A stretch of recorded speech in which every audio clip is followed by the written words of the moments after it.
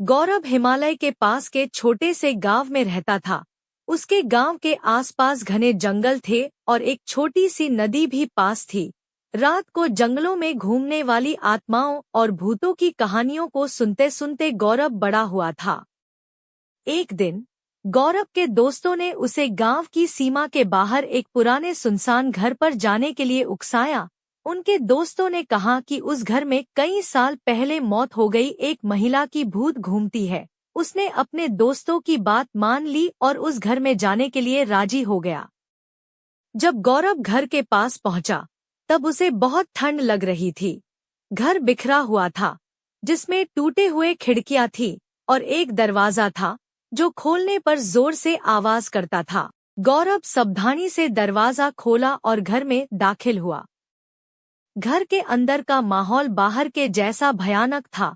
छत से जाले लटक रहे थे और हर कदम पर कुछ न कुछ सामान बिखरा पड़ा था। अचानक गौरव को ऊपर एक आवाज सुनाई दी।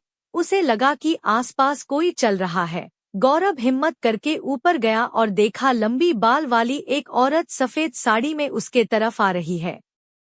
गौरव डरकर भागने की कोशिश कर रहा था कि उस औरत की आत्मा ने उसका एक हाथ पकड़ लिया और गौरव से विनती करने लगा कि मेरी मदद करो।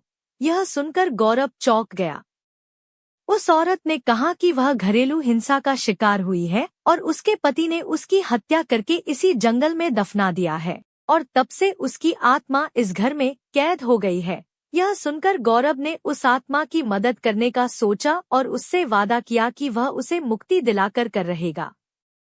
गौरव अपने दोस्तों की मदद से उस आत्मा की शरीर को ढूंढता है जो कि उसे एक पेड़ के नीचे मिलता है।